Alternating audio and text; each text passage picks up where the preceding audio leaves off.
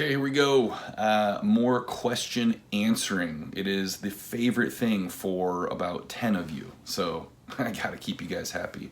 Satya says, I've watched your video on bigger/slower versus quick explosive dip in the split jerk, but how much is too big and slow, and how to get better at breaking and starting a powerful drive? The rule of thumb, and this comes from the ever clever and very researching Soviets. It's about 10% of your height for the dip.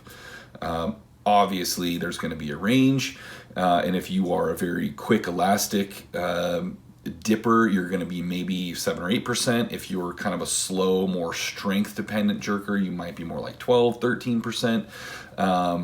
But again, are you really going to measure totally accurately? It's a general kind of thing here, so don't freak out and break out the tape measure or anything. What you're looking for is to maximize your ability to break very quickly without losing your position and balance.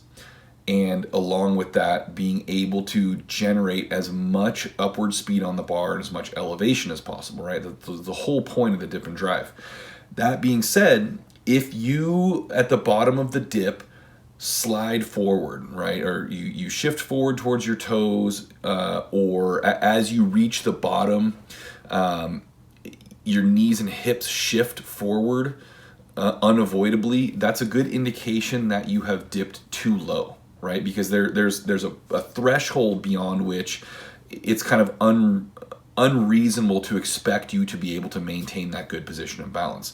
The other thing to consider too, though, is your stance. Right, if you're pretty narrow and your toes are more kind of facing forward, that typically is going to limit the depth that you can get to without, or that you can still control that position and that balance. Right, if you're really narrow. A shallower position is gonna force you to lose a shallower depth will force you to lose that position and that balance.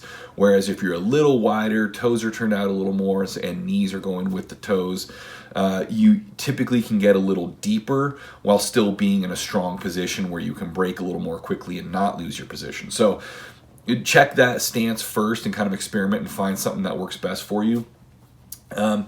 But the way that you develop the ability to break more quickly, more abruptly, in a way that is very strong and allows you to change directions as quickly as possible without losing that position, a couple different ways. Exercise I call the jerk dip, which is essentially doing your jerk dip to your determined depth as fast as possible and then breaking as abruptly as possible. So you are doing the thing that I constantly counsel you against doing, which is dropping so fast that you kind of lose separation from the bar. You are actually trying to do that in this case. You're trying to get as much downward force from that bar onto your shoulders as possible. You practically want to feel like you sat into a dip and then had someone throw a bar onto your shoulders, right? If you've ever jumped off a roof as a kid, you kind of want it to feel like that, where you're not sure whether or not you're going to survive in one piece, but you're going to try it anyway. And when you hit the bottom, you want to stop as fast as possible and then hold it, right? So you want to feel that bar come down on you and then whip. Right? You want those plates to keep moving and you want that bar to bend around you. If you feel like you're moving quickly and that bar is not bending, it's very likely because either the bar is really, really light or you're not stopping quickly enough, right? Even if you have a bunch of weight on the bar, if you move really slowly and very gradually break, you're not going to get that elastic whip in the bar, right? The bar is going to bend to whatever degree it's bending just by virtue of the weight on the bar, and that's not going to change.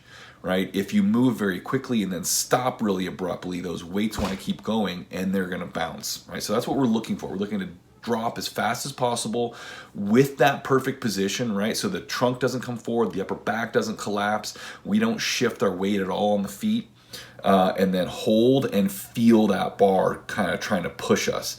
I think the figure is that you can get as much as 250% of the weight on the bar of force at the bottom of a dip. So if you have 100 kilos on the bar, you can dip so fast that that bar is putting 250 kilos of force down on you. So that's why it's so important to be very strong and very stable in the bottom of a dip, because that's a lot of force, right? So that's my number one go-to. Jerk dip squats, where you're doing the dip movement, but it's more controlled.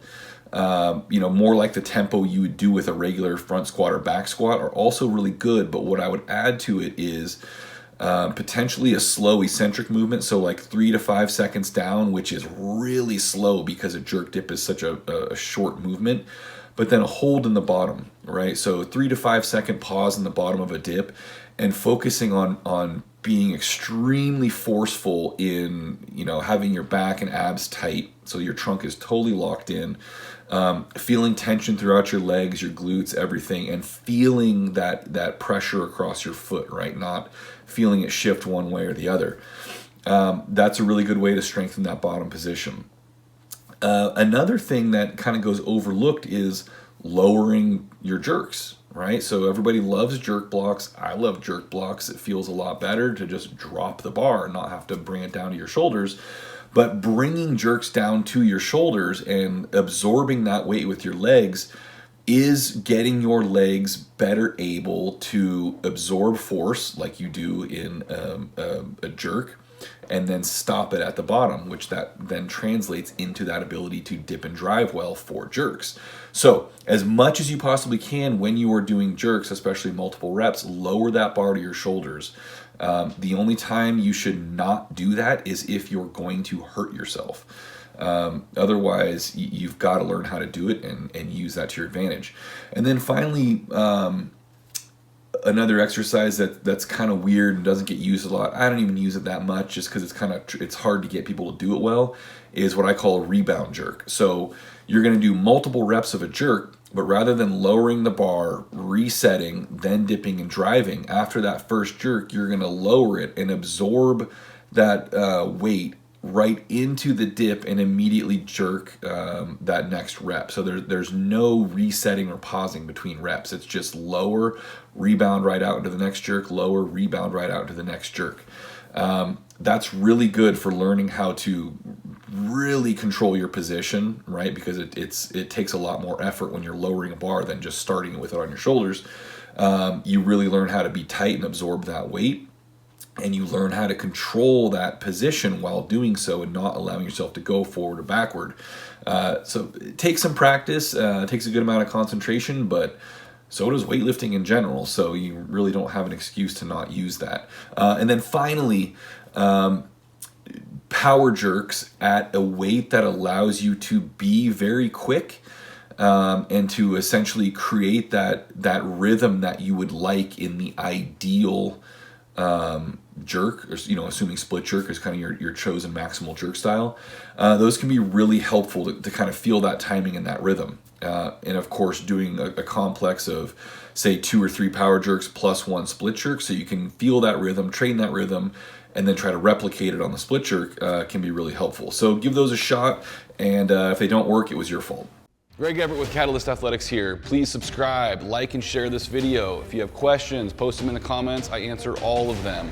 Also check out catalystathletics.com for the biggest Olympic weightlifting exercise library out there, along with hundreds of free articles and videos and other resources for both athletes and coaches.